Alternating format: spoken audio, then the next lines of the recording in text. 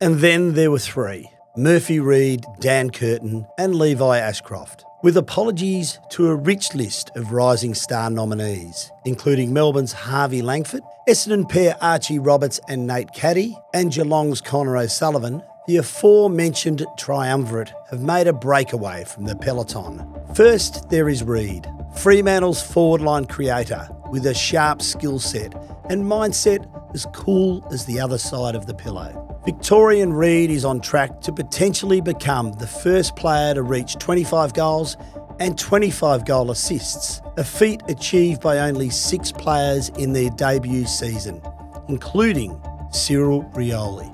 The $1.50 favourite is West Australian Curtin, who has shown outrageous versatility for a 197cm 20-year-old, playing back, forward and wing. Ashcroft at $6 can't be discounted either. He has done what few have before him, sealing a spot and averaging 19 possessions in a reigning premiership side. Welcome to the West Sports Show. We are brought to you by TabTouch. Got the touch? Download the TabTouch app today. You win some, you lose more. For free and confidential support, visit gamblinghelponline.org.au. It's Tuesday and I welcome, as always, Craig O'Donoghue. How are you, Cod? I'm better than you. You sound as croaky as all get out. Yes, mate. This is my 1970s porno voice. Out of work porno voice. It's a pretty ordinary porno voice, I know that much. What's happened? It can't have been because Carlton got close to Hawthorn the other day. Maybe it was did you get all excited about Nasiah Wanganeen-Malera? How have you ended up with a voice like that? I reckon it might be a bit of the Wanganeen-Malera finish, actually. I'll be fine. I will soldier on, mate. I wanted to talk about the Rising Star Award because I think there's 3 out in front. I think Dan Curtin at Adelaide and also Levi Ashcroft at Brisbane, and the TabTouch prices indicate that. I think Dan Curtin's $1.50, Murphy Reid's $5, Levi Ashcroft $6. All state really good cases, Cod.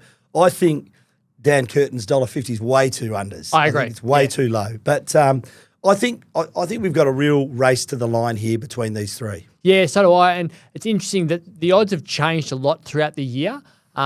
We didn't have Curtin as favourite all year. He's become the favourite off the back of the last 5 weeks, really, because his start to the year wasn't great. Like, he got subbed out against Port Adelaide earlier on in the year. He had a lot of single-digit disposal games and was struggling to find a position within that Adelaide team. It's since he's moved to this wing role and become a big-bodied marking player who can run that he's become the rising star favourite. Levi Ashcroft has been the favourite for most of the year because he's a first-year player who's broken into a premiership team, and that just doesn't happen. When you look at history, first-year draftees don't get in to the premiership team. Now, the reason for that mainly is because they're being picked at 18, 19, 20 in the draft as opposed to Levi Ashcroft as a top 5 pick. So most premiership teams don't get access to those sorts of players. And then you've got Murphy Reid, who's just come along as a half forward and is playing amazing footy for Freo, kicks 4 in his first game, and everyone goes, what the hell have we got here? 4 in 5 minutes. Yeah, kicked 4 against the Western Bulldogs,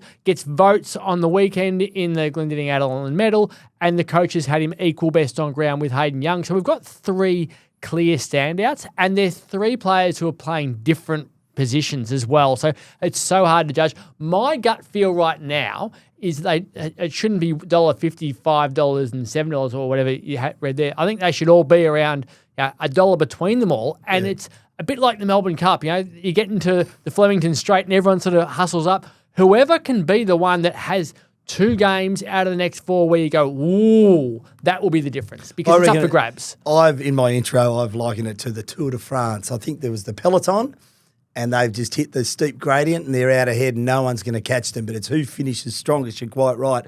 All very different stories.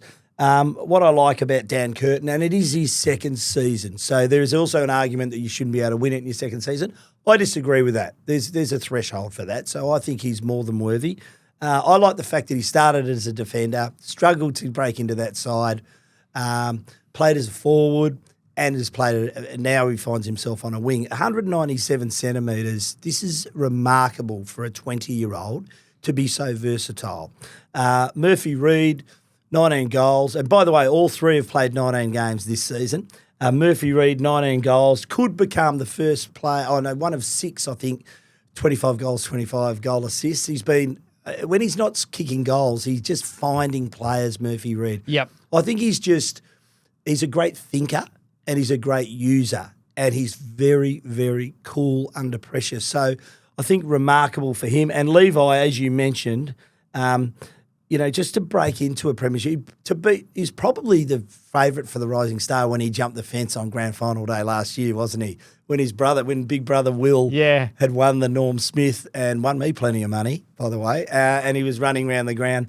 But I love all three of them. I think they're great stories. Of course, Dan Curtin's the West Australian, so we always like to see the West Aussies win, but gee, Murphy Reid would be a great win. And the weekend, I wonder which coach gave him the full votes. I'd be surprised if it was Justin Longmuir that gave him best on, just based on Hayden Young and the impact that he had. I wouldn't be surprised if it was Andrew McQualter, but we'll never know because they never tell us these things.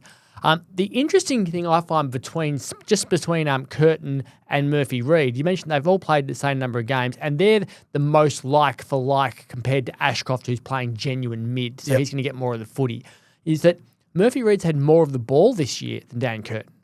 It's only been in the past 5 weeks where he had 26 and 2 against Richmond, 26 and a goal against the Dogs, 20 and 1 against Gold Coast, and 22 possessions against Port Adelaide, and along with 9 touches in there against Melbourne for Curtin. So he's had those 4 games with 20-plus disposals, but the other games were quite quiet, whereas Reid's just been chipping away, and he's had more of the ball and has kicked more goals than Curtin. So if you look at it across the course of the season, he's actually had a bigger impact, but Curtin's had the massive games where he's done things, and they've been in a row, which is what's made him surge to the lead. So I find that really interesting. But the part that I think stands out the most to me on why Murphy Reid should become the Rising Star is score involvements. He had 15 on the weekend, which was the reason why he received all those votes. And your phone's pinging away here with 15 pings as well as we have 15 score involvements. So Murphy Reid had the 15 score involvements, and it's not a stat that gets reeled out all the time. But when you look at history and the history of grand final day, it is actually the most important stat for a player's individual performance because 7 of the last 11 Norm Smith medalists have been the number one for score involvements on the day. You go, so I'm excluding 2013 here, so I'm going all the way back to 2014. 2013, Brian Lake was at fullback. He was never going to have all those score involvements. But 2023, Bobby Hill. 2022, Isaac Smith. 2021, Christian Petrarca. 2020, Dustin Martin. 2018, Luke Shuey. 2015, Cyril Rioli. And 2014, Luke Hodge, who's playing at half-back, kicked 2 goals, had 35 that day. They all had the most score involvements of the day, and they won the Norm Smith medal. So when you look at the score involvements across all of the Rising Star players this year, Reid leads on 106, and he's a long way ahead of Levi Ashcroft on 87, and then it's Dan Curtin on 76, Harvey Langford 76, Isaac Kako 73, and Nate Caddy 67. So his ability to impact the scoreboard without even necessarily scoring goals himself but setting up others is the thing that makes him different to everybody else. And I think that's something that at the end of the year, when the Rising Star judges sit down, they're going to go, have a look at the gap between him and the next best on the ability to impact his team on the scoreboard outside of kicking goals. And I think that's what's going to win in the Rising Star. We should mention Harvey Langford from Melbourne, Essendon's pair, actually, Archie Roberts and Nate Caddy. And I'm a big fan of Connor O'Sullivan at Geelong too. All have had outstanding years and would be worthy Rising Star winners in any other season. I just think that those 3 are the standouts. And the Murphy Reid story, taken pick 15? Yeah, 15, 16. Yeah, and speaking to his junior coach pre-season, the week he was picked to play in his debut game, he said it was just that sort of a draft, and he said any other year he's top 10. He said he was a definite slider. He is every bit of top 10. He said every single level he's risen to throughout his progression in his footy, so from juniors up to 16s to 18s to the under-18s comp, the Coates League. He said every level he has risen to with aplomb. There's been no struggle. He's just got to the next level. This is what has to be done. Okay, I'm ready. The temperament was fine. The ball handling was fine. The vision was fine. And he's done it again at the highest level of all, which is the AFL. And that's a sign of a really good player, someone who handles every single step. The thing that stood out on the weekend to not us, but to his teammates, was the time and space that he had. And I spoke to Jordan Clark in the rooms after the game and said, what do you make of him? You're playing at half back and you would have played on him during the preseason. You can see him quite well because you're setting up those forwards yourself. And he said, he reminds me of Scott Pendlebury. And I said to him, that's a big call. And he said, I know. And I'm not just dropping the name for the sake of dropping the name. I understand that I am saying a big name here. I understand that comparing him to Scott Pendlebury is significant, but I actually believe it. And then today, Murphy Reid did a press conference at Freo, and I asked him, is Scott Pendlebury a hero of yours? And he said, absolutely he's a hero of mine, and he's a player that I've always looked up to and always wanted to play like. And when you've got that sort of a player who you look up to, you can become a really good player because you're not just about getting the footy and making me better, it's getting the footy and making someone else better. What's really impressive about Murphy as well is, so he grew up a mad Richmond supporter, and all of his mates were drafted by Richmond. And he was the outlier. He had to move into state as a very young teenager and make his way over here. And so degree of difficulty a lot harder than staying at the comfort of your own state. So well done to Murphy Reid. Yeah, and so his girlfriend moved over about a month ago. He's got a really good mate who also moved over about a month ago as well. He's quite tall, looks like a key position player. So his mate plays footy? Mate plays footy, yeah. His mate's been on the tour, it's fair to say. I travel around and following the Dockers around the country, and the number of times I've bumped into his mate at the footy has been quite remarkable. He's a big fan, so he was in the rooms after the game the other day. I saw him on the Gold Coast. I saw him in Geelong. I've seen him in a fair few places, and he keeps saying he wants to play in the Waffle. He keeps mentioning Peel. So they played footy together. They're good mates. So, yeah, we should see this tall blonde guy running around for Peel at some point. But, yeah, it's Murphy's birthday tomorrow. He turns 19, so he'll have his girlfriend and his mate around. It's a good time for him. He's extended for another 2 years. He's in a really good position to just set up his life now as a Fremantle player, and seems really happy and really settled. The second-year player question I find really interesting. Should a second or third-year player be So eligible? what did he play? He played 7 games last year, Dan Curtin. Yeah, so the biggest difference, as I say, Murphy Reid turns 19 tomorrow. Dan Curtin turned 20 in March, so he's a year and a half older. And Levi Ashcroft doesn't turn 20 until December. He only just snuck into being eligible for the draft at all. But when you look at the history of the Rising Star Award, Nick Holland was a second-year player. Byron Pickett was a second-year player. So was Nick Riewoldt. So was Sam Mitchell, Jared Rivers, Daniel Pearce, Dan Hanbury, Daniel Talia, Luke Jackson, Ollie Dempsey. In fact, Ollie Dempsey was a third-year player. So almost a third of the players who have won the Rising Star have been second or third-year players. And then you compare it to Nathan Buckley won the first Rising Star Award, and he was 20 years old and won a Magarey medal and played in the senior premiership in South Australia. Didn't come over as an 18-year-old. So he was a little bit different. Jesse Hogan debuted at 20 and won it that year after being taken over to Melbourne as a 17-year-old, then got hurt and didn't play. But he was 20 years old, so you could say he had the advantage of 3 years They in were the system. comparing him to Carey too in that first, you remember? Callum Mills was an academy player, had been training with the Swans all the time. Nick Dacos was a father-son player, had been training with the Pies all the time.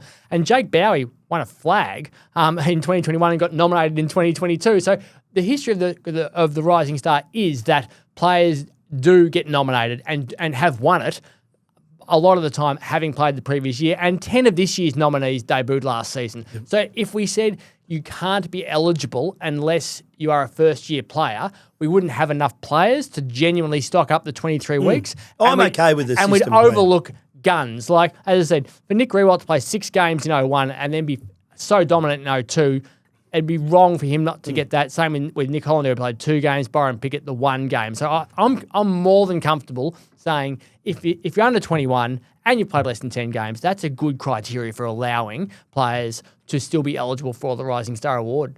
The question now is, and I asked Hayden Young this post-game at the weekend, what now for Murphy Reid? And he said, I would love to see him get a run through the midfield.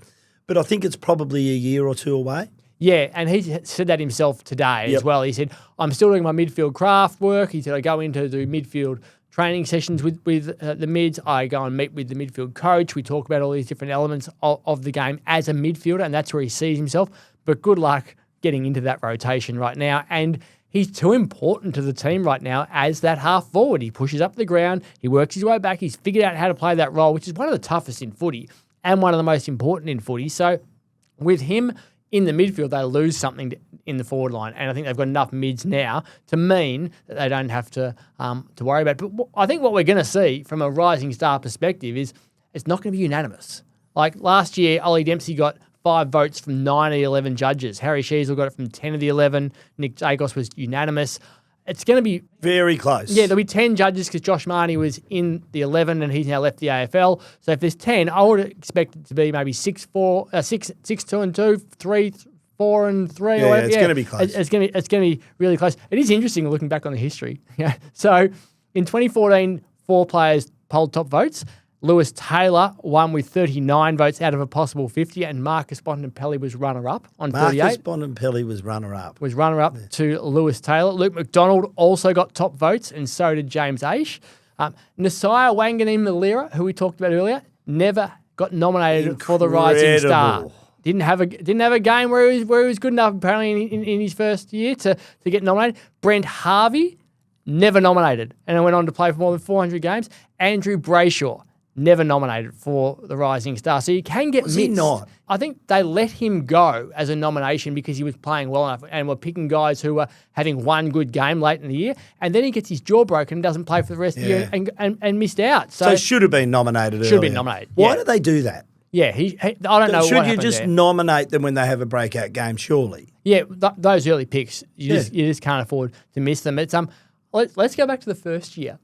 How's this for a Rising Star class? Nathan Buckley won it. It ended up with 7 Hall of Famers, 6 captains, 11 best and fairest, 3 Brownlows, 3 Norm Smiths, and 2 coaches.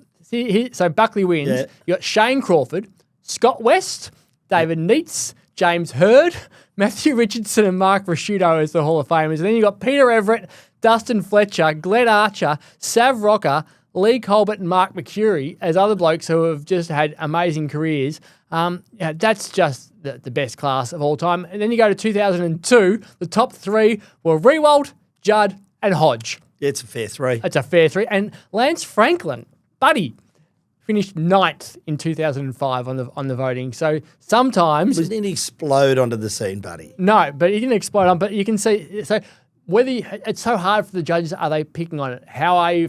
this year, what have you shown for the future? There's so many elements of the Rising Star, and that's why when they sit down to vote between Reid and Curtin and Ashcroft, it's such a hard decision because there's no clear criteria about why you're voting for anyone. It's just, who do you think deserves to win the Rising Star Award and go down in history? Well, it's not pocket money. What is it, 20 grand? 20 grand. And 20 grand account as well, is that right? Yeah, so it's 20 grand that you get for winning the Rising Star, and then your contract gets a $20,000 bonus on top. So there is plenty of money that is available for you, and you are forever known as a Rising Star winner along with some of the greats of the game. So it will be fantastic to watch the run towards the end of the season and to see how these guys go. And there's a real strong chance. We expect all of them to play finals, so that will go even further. But yeah, it's great competition between Reid, Curtin and Ashcroft. It is a great Rising Star year. It's added another narrative, hasn't it? Because we're all talking about, is this finally, he's only been at it a few years, but Dacos, now we think he's the favourite for the Brownlow, Nick Dacos.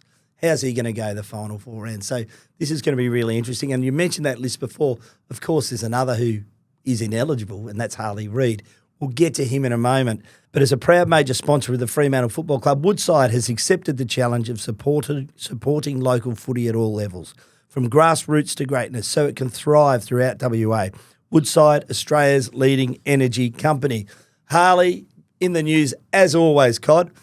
Sadly, we don't get to see him play again this year, but fortunately, it's not a major foot injury. It's syndesmosis, low grade, so won't play again this year. No surgery required. We'll rest it, and all things going well, we'll be able to hit the next pre-season ready to go. That's crucial because he had a poor preseason last year, and it took until probably the past 6 weeks for him to start playing really, really good footy. And now he was showing some great signs on the weekend. That goal that he kicked charging through half forward was just fantastic. And you think what we're going to see from him in the last months of the year, and now he's hurt and it looks like nothing as well. That was the sad thing. Like, you can get syndesmosis injuries which normally look like nothing, and you go, oh, that's a worry if your foot digs into the ground and suddenly something snaps. But let's be honest, he was the only player that was going to narrow the gap in the Derby at the weekend. So I think sometimes he's a victim of his own talent. And I'll put my hand up here. I think we all expect too much because he was so damn good in that first year. But he did have Elliott Yeo around him, and I think other players. And this year he's really had not a lot of support, and they have been sitting on him a lot. So pretty hard for a second-year player in that environment, when they're really big, ugly midfielders who've been running around the comp for many, many seasons that are sitting on you. And let's not forget, this is a young fella who thrived at every level. And, when you get to the elite junior level, they don't tag.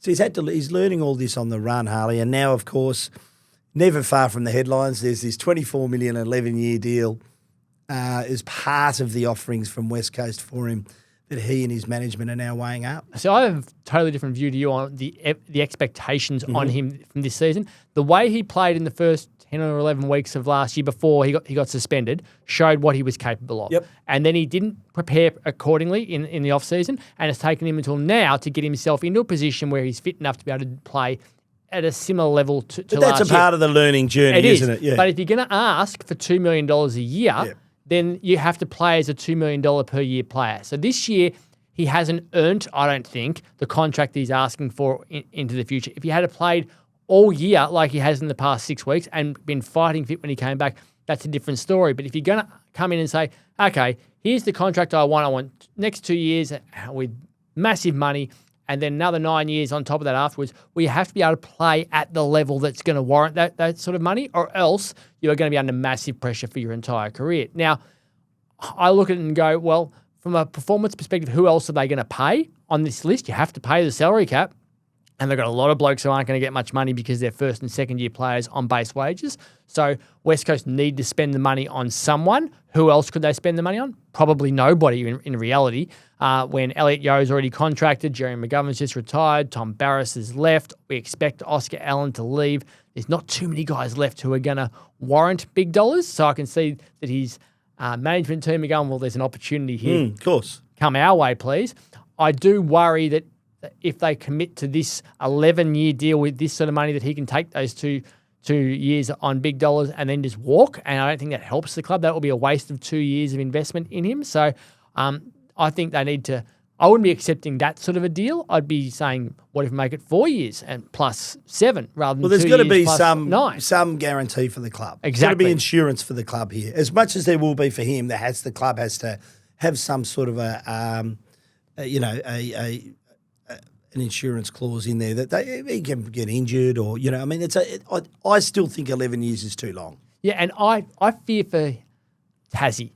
That's my worry. Yep. What if at the end of the 2 years, Tassie are sitting there and they're going to have dollars to spend and they go, here you go, mate, you be the face of Tasmania and we'll give you a figure that no one is ever going to get near again. Like what Gold Coast did with Gary Ablett. If he's got those 2 years, then Tassie can go and do something like that. So I'd be wanting a longer commitment. If it's an 11-year deal, that's fine, but the option at the end needs to be shorter and the guarantee at the start needs to be longer.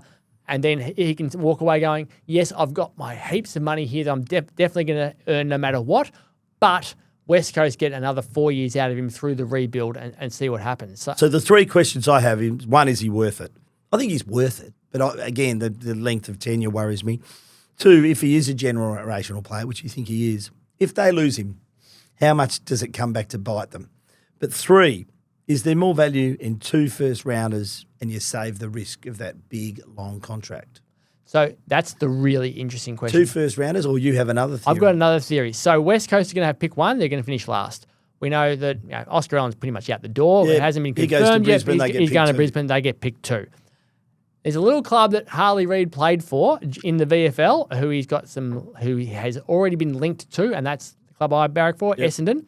Essendon currently have pick 5 in the draft, and they will also have pick 7 in the draft because they have Melbourne's selection. If Essendon then lose players, which they are expecting to through free agency, and they get a first-round pick as part of that, Essendon could offer, after a couple of the father-sons and academies and all that sort of stuff, and Oscar Allen coming to Brisbane and West Coast pick dropping down, they could potentially have picks 5, 6, and 8. So if Essendon said to West Coast, we'll give you 5, 6 and 8, which might become 7, 8 and 10, who knows, but it'll be 3 top 10 picks. If West Coast had picks 1, 2, 5, 6, 8 to enter this draft, is that more valuable to them long term than having Harley Reid on a big deal where he might leave in 2 years' time? Well, so the question then you'd have to answer is this draft good enough to use all those, or do you trade out for next year? Exactly right, because there are concerns around the depth of this draft and what 5, 6 and 8 would become as well. That's why I think they need to know in their own minds, are we just doing this for 2 years, or are we doing this and we think he'll stay for longer? Because if they think he's going to leave after 2, how many times are they going to have another club that he is happy to play for that will have the picks that will make it a genuinely good deal for them? Is there a deal on the table where they can go, this is too good to refuse? Because at the moment, the 2 and 11 the 2 years plus 9-year option for all this money feels like the deal you ask for if you want them to say no, rather than if you want them to say yes. Are they being set up for that? Yeah. And that's my concern at the moment. So I think this is the year where the picks will exist for West Coast to make the trade. So this is the best year to trade Harley out. But is the talent there is the question. Is the talent in this draft good enough to trade? You can always keep a couple up. And that's the hard question. You can keep a couple up your sleeve. Yeah. Trade so out they could for trade future. They could have trade. So we need the draft watchers, the recruiting and list managers will know what sort of talent is out there. But having a hand like 1, 2, 5, 6, and 8 is what is better than what we've seen anyone really have. Like Richmond didn't have that last year. Well, they had a pretty good hand last year. It was a really good draft last year. So it's a real challenge for them to work out what is the best thing to do. And is Harley in this as a long-term clubman, or is he the gun for hire who will be here for 2 years and then leave to the next gun for hire? And that's going to be the really interesting question. I think the question there is too, you can play, I mean, it's going to be it'll be a long burn for West Coast trying to play finals again and challenge again. So it's going to take a while. But in 2 years, they may have progressed quite well. Where are they going to be at in 2 years? Is he happy? Yep. Has he had enough of playing in losing teams? Does he want to go to a team in the premiership window? Where's Essendon at that point? These are all questions. What did you think of his social media post last night? I think it was told me that he wants to hang around for at least the last year of his contract, or maybe another couple. So I thought it was, I think I can see him being here next year. Yeah, and the most significant part about that post, I thought, was that he talked about his footy in it. So a lot of Harley's social media is based around his sponsors, and he's a few of them. Yeah, he's not one to go on and say, I kicked 5 goals in the weekend, I did this on the weekend, I had an amazing game, or the team did this, or the team did that. He focuses in more on the brands that he's dealt with, and he did include a couple of his brands next to his foot in one of the photos, but there were also 3 photos of footy. And so he didn't have to put in there was no tags for anything else around his brands and stuff. It was about, I'm disappointed, my season's over, and we will build together. And I thought that was significant because he didn't have to put that up. He chose to put that up. So that's showing the club side of him, which I thought was really, really important. And expect him to head home, if not this weekend when the Eagles fly over to Melbourne to play Melbourne. I think it will be the next away trip, depending on how his foot settles. Yeah, it'd be interesting to see. He's in a moon boot. But he'll go home to spend some time with he's not playing anymore this year. So you may as well spend some time with your family if you can, because he likes being around his mates and the footy group. But so we'll see what happens, but expect him to head home. So they've got Melbourne, as you said, this weekend. So his mates will be a lot of the players will be away for that. And then what's their other trip for the year? I'm just trying to think off the top of my head. Where will they? Are they back in Victoria for? Again, later on, I can't actually recall what their other away trip is, but heading home will be important for him. It's just getting on a plane in the moon boot isn't the most comfortable scenario in the world. And if you have the swelling and all that sort of stuff, that could be some challenges for him. So he will have to wait until his body's right to get on a plane like most players do. Now, Cod, they call 666 the number of the beast, and it was certainly the number of the beast for Melbourne at the weekend. Now, there's a lot of confusion. I'll start by saying the most remarkable last quarter I've seen in a long time was watching the game, sort of doing a bit of work in the background. It was meandering into a nothing result. Melbourne were going to cruise to a victory here, and I'd picked St Kilda. So I thought I was disappointed. And as the quarter unfolded, you get drawn, you get sucked into the vortex, and it was surely not just waiting for Melbourne to kick a goal, and of course, never happened. What a player Nasiah Wanganeen-Malera is. To half back into the midfield, goes to the forward line, kicks 4. I mean, those last 2 goals, one of the marks of the year for mine, the mark that gave him the set shot to kick the goal that drew the game level. You'll see more spectacular marks just given where the match was at. Context. He had 2 opponents on him, contested mark, and to go back and slot it, and then to have the wherewithal after that 6-6-6 fiasco for Melbourne. But I love looking at the football brain on Rowan Marshall, who knew what was going on, and just that it was an indictment on the Demons for a start that the 6-6-6 was breached and that they gave away a free kick given where the game was. But to let a minute go by, I think, and then Wanganeen-Malera just cruises in and he's free was another indictment. But there's a lot of confusion on the footy shows last night about what the rule actually is. Did the 4 players have to go back? So did Max Gawn have to go back into that centre circle? Yes. So the rule isn't. It's not written in the full text of the law book. There's a lot of things that aren't included in the law book, which are just explained to people. Similarly, with there's nowhere in the law book that says you have balls behind the goals for the defenders to kick out with. It's just part of the game that is known and explained to people and like that. And the 6-6-6 rule is that you have to have 6 players inside 50 at both ends of the field, and one of your players must be in the goal square at each end of the field. So a full forward and a full back. So those players have to be set.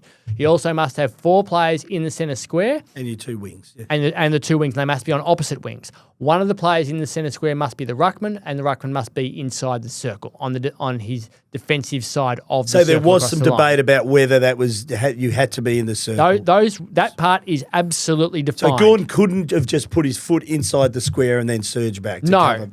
Now, what isn't written in there is that you can't change players after a 6-6-6 warning. Okay, so normally we see a 6-6-6 warning. The umpire blows his whistle, says to the ruckman, "That's 6-6-6 against you. There's your warning." Goes back and just bounces the ball. And for that reason, you can't just then go and change. Oh, we'll bring in 4 new players into the centre square because that wastes time. So that's considered wasting time. It would be an extra free kick or a 50-metre penalty if you then went and changed everyone. All you're allowed to do is fix the 6-6-6 issue. So Gawn had to be the centre bounce ruckman again. But the other 3 midfielders could have gone and stood on the edge of the square, but you have to have your ruckman in the circle. And he has to be the one who then stands on the mark. They didn't put anybody on the mark at all. That's what the rule was. I thought it was really interesting. I thought Nick Brown, the field umpire, who umpired Waffle Footy over here, then went back to Victoria, had a really good minute of his life. If he'd stuffed that up and got it wrong in any way. There was 8 seconds left on the clock. 8 seconds left on the clock. So if he wasted any amount of seconds, St Kilda might not have won the game. That was so important that he got that part right. What I thought was interesting was that Nasiah Wanganeen-Malera was the closest player to be able to hear him. He's yelling at everybody as they ran off, right, saying, "Come back, come back." Nasiah Wanganeen-Malera was the only one who could hear him. And he's like, "Nasiah, come back, tell others to come back too." So Wanganeen-Malera got back first, which meant him and Marshall had the chance to talk, whereas Gawn and Petrarca had scattered and Pickett had scattered different areas, so they didn't get back together until a bit later. So it's really interesting there, the way that worked out. I do think there was some, speaking to and seeing the way that fans at the ground have reacted, saying they thought it looked like absolute confusion and they had no idea what was going on. I think we do have to remember as an industry that it's important that in some way the fans need to be as informed as the people watching at home. Everyone at home knew 6-6-6, a warning's already happened that this is a free kick to St Kilda. Nothing flashed up on the board or anything? No, there's no, they can't hear the field umpire, whereas we can on the TV. To be honest, they may not know what was going on. You wouldn't have a clue what was going on if you're sitting there. You're going, why is this taking a minute to set up? So the fans are left hung out to dry a bit too much, I think, when you paid your money to go to the game. So we need to find a way for the fans to be explained these things a lot better than what happened. But to have the ability to figure it out and go, you know what, forwards push over there. Anthony Caminiti, you start there, then disappear for me. I'm going to kick into the hole. I'll take the mark. I'll kick the winning score. Just genius. Problem is, if it's American football and we have the detailed explanation, the rule flashed up on it, it's going to be 2-3 minutes, and we don't want that. All you need I think, is for the ability for someone to turn the umpire's microphone up for the crowd in that situation. Great idea. Where you can hear, so the crowd hears him say, everybody must come back to the middle. We have to reset before we can pay the free kick. Everyone has to be. Then everyone's going, we know what's happening. Because if you're watching that without, you're like, what on earth is going on? The problem there is there would be that much volume of noise that they probably wouldn't even hear that. No, but there are times where that's really important to know. And it would be similar, I think, when the game stops because of a concussion, where they want someone to go off the field to have a concussion test. Once again, the umpire could be turned up and the crowd could hear, so we're stopping the game because of a concussion. We have to wait until that player leaves the field. Those sorts of moments where the crowd needs to be more informed, because we do it for score reviews now, whereas it didn't always happen, and now the crowd gets to hear that. So not just a holding the ball, not pushing the back when the game is in stop play for an extended period of time. The crowd deserves to know what's going on. And then behind the theatre of all, we saw Cuddly Ross in the box. Not Angry Ross, Cuddly Ross. And why wouldn't you be? Yet sometimes footy just delivers, doesn't it? Yeah, and then Cuddly Ross picking up Nasai Wanganeen-Malira at the party afterwards and putting him on his shoulders. So he's going to be in Cuddly Ross. I love you, Nasai. You're my favourite human on the planet person for a while, to try to get him to re-sign. Some player, isn't he? Yeah. A couple of other things that happened at the weekend. I thought the Toby Green jibe was interesting. Loved it. Yeah, I loved it too. The thing about and let's not, pretend for one moment that Tom Papley isn't an annoying, player to play on, and he gives out as much as he cops. But you probably want to be a bit careful when it's broadcast, because there are people out there who might not take that the right way. No, I think it's okay if you say it to them. I'm not sure if I know we all want a bit more theatre, but yeah, I thought it was a little bit over the edge for the broadcast. No, I loved it. I thought it's exactly what rivalries need. You need that. And what a lot of people might not realise is that Tom Papley was yapping away at Toby Green behind the camera. Like, he was giving it to him. He's like, he gives as good as he gets. Yeah, what can I say back? There was a Sandful game a few years back where Kane Mitchell, who was playing for Port Adelaide, was playing in the Sandful. And as he was doing the halftime interview, an opposition coach was spraying him and telling him that he was no good and that he can't get a game in the AFL. And he was like, oh, no worries, mate. I'm not playing AFL at the moment. I'm playing Sandful, but I'm doing all right in this game too. He was spraying him back whilst on the microphone. If someone wants to give it to you while you're on TV, you deserve to say whatever the hell you want. Player, fine. Coach, player, no. But nevertheless. And Jeremy Cameron, 11 goals, and North Melbourne's putrid defence, really. It was horrible to watch. He can kick 100, can't he? He can kick 100 now. Yeah, well, they've got Port, Essendon, Sydney and Richmond to go, Geelong. So Port, how many 2 against home Port? games. How many against Port, you reckon? Oh, he could at least 6. Okay, so we'll give him 6. Essendon. So it's up to 75. Sorry, Cod. 10. Okay, so that's 85 is on there. Yep. Sydney. 3. Yeah, so he's on 88. Can he kick 12 against the Tigers in the last game? Yes. You'd just feed him, wouldn't you, if you had a chance? Yes. So I remember Kevin Sheedy telling the players in the 2000 qualifying final to make sure whatever happens in the last quarter, get Lloyd to 100, because they're up by 80-odd points at the time. We don't want the distraction next week. Just feed him until he gets 100 today, and we're not leaving this ground then we until forget he does. about it and move on to the next final. Yeah, so if you're Chris Scott and he's within a dozen, you're just opening up the forward line and saying, kick it to him, hand pass it to him over the top, just get in front, win the game, and then just do whatever is required to make sure he gets 100. 4 weeks out, who's your favourite right now? I think Collingwood deserved to be the favourite to win it because history says that the team that's on top goes on to play in the grand final. Adelaide, I think, could end up on top quite easily. Yeah, like Adelaide. And with home finals, we would then get through to a GF. But if it was a Collingwood-Adelaide grand final at the MCG, I'm backing Collingwood due to their MCG supremacy. GWS looking good too, my pre-season premiership pick. So don't write them off. They're just building nicely at the right end of the season. Yeah, you do like them. It'll be interesting to see how they can still miss the 8, of course. So we'll see what happens. Well, Jake Stringer's big game this weekend. Yeah, it is. Jake Stringer's certainly paying his part of it. So well done to him. Time for the Thirsty Camel mailbag, Cod. This week's special 4X gold cans. Camel Club member price is $54.99 a block. Join up in store or online today. Every week we're giving away a $50 digital voucher thanks to Thirsty Camel. I probably need a beer right now, Cod, just to soothe my rasping voice. Get your questions in to TheWestSport wanews.com.au. Please include your mobile number at the bottom of your email, as we will send you a digital voucher if you're a weekly winner. I will start with a bit of a longer one. This is from Rael Ballantyne from South Perth, our good friend Raoul. G'day, Q and Cod. I've just seen that another Ed Sheeran concert has been announced at Optus Stadium for next year, which now makes 5 major outdoor concerts locked in.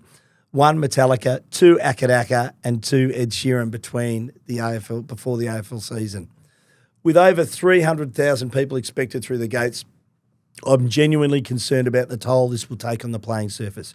We've already seen the issues that followed the Coldplay concerts a couple of years back, and more recently, the condition of the SCG after the Bocelli concert mosh pit.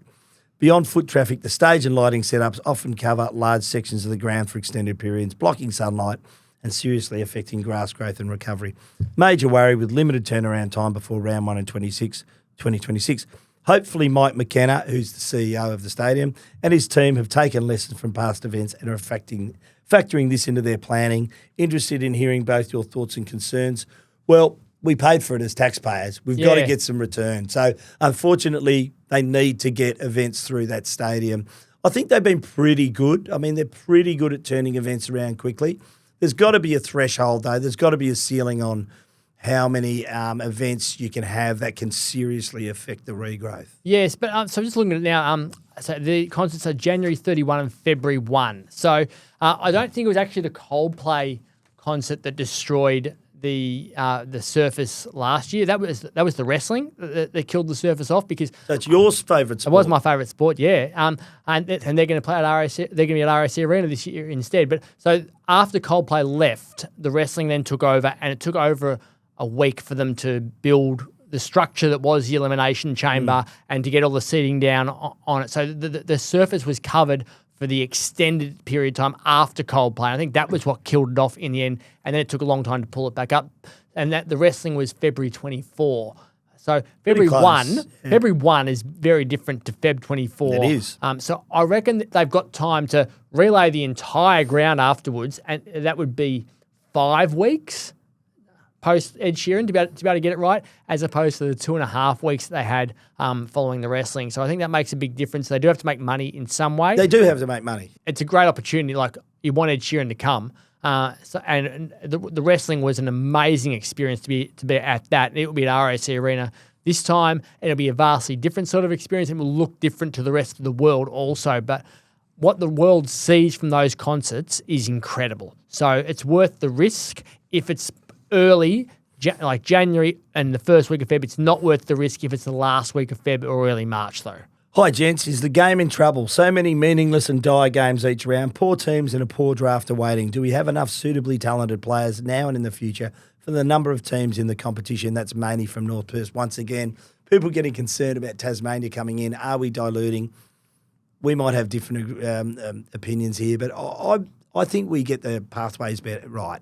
I think there's the talent out there.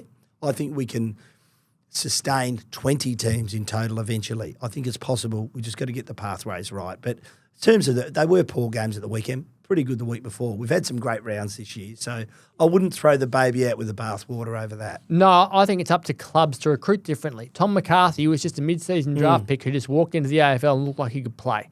And we've seen... Can play. Yeah, and we've seen plenty of other players get picked mid-season and just walk in and go, how did this guy not get in the AFL earlier? Why wasn't Marlon Pickett in the AFL earlier when he's walked into an AFL team on grand final day, played his first game and helped to win? Sam Durham's playing really well. Tim Kelly. Liam Ryan is another example. So a lot of clubs still go, let's go and pick as many 18-year-olds as we can and hope that we can turn them into something because their upside is better. If you go and get players who you know can play at the level, it will reduce the amount of time that those guys need to spend working their way into the AFL system, and you be more competitive. The challenge is when clubs say, let's go for guys with higher rewards afterwards, but a lot of those guys don't end up playing footy at all. So what we need is for more players on lists to be capable of playing straight away. And if you do that, then there's enough talent out there. You've been listening to the West Sports Show. We've been brought to you by Tab Touch. Got the touch? Download the Tab Touch app today. You win some, you lose more. For free and confidential support, visit gamblinghelponline.org.au. Remember, you can watch or listen to this podcast on YouTube Music. leave us a rating and a review, and don't forget to follow this podcast so you don't miss an episode. Cod, I got there. No worries, Raspy. Good to talk to you always. That's fun. Look forward to it Look next forward to week. next week.